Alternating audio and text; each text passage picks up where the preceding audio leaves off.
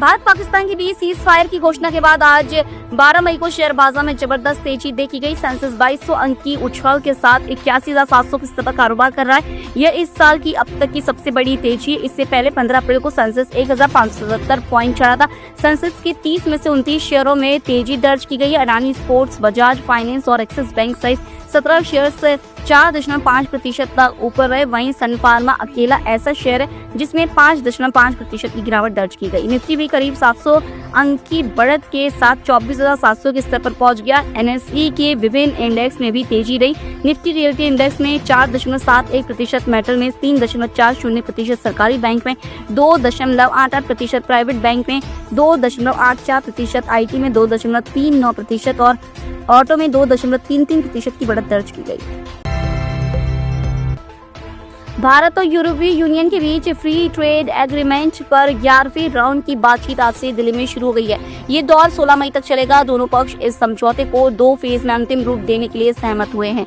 FTA के पहले phase में उन क्षेत्रों को कवर किया जाएगा जहां पहले से सहमति बनी हुई है। इस फेज को 2025 के अंत तक पूरा करने का लक्ष्य रखा गया। इसके बाद दूसरे फेज पर काम शुरू होगा जिसमें ज्यादा संवेदनशील और महत्वपूर्ण क्षेत्रों को शामिल किया जाएगा।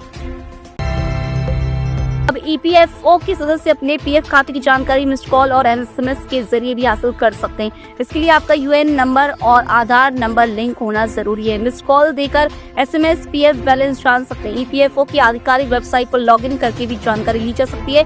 उमंग ऐप डाउनलोड कर पीएफ बैलेंस चेक कर सकते हैं। पासबुक पोर्टल पर यूएएन और पासवर्ड से लॉगिन कर सकते हैं।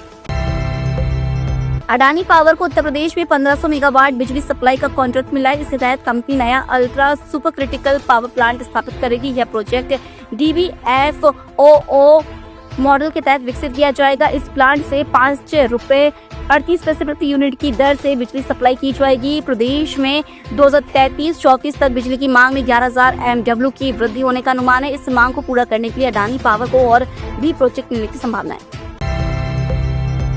शेयर बाजार में उतार चढ़ाव के बावजूद म्यूचुअल फंड्स के ब्लू चिप या लार्ज कैप फंड्स ने बीते 1 साल में 16% तक का रिटर्न दिया है। ब्लू चिप फंड्स उन कंपनियों में निवेश करते हैं जिनका मार्केट कैप सबसे ज्यादा होता है। इन कंपनियों के शेयर स्थिर होते हैं और रिस्क कम होता है। यदि कोई निवेशक एसआईपी के जरिए लंबे समय तक निवेश करता है तो उसे अच्छा रिटर्न मिल सकता है। पिछले 1 साल में कुछ लार्ज कैप फंड्स ने 14% से 16% तक का रिटर्न दिया है।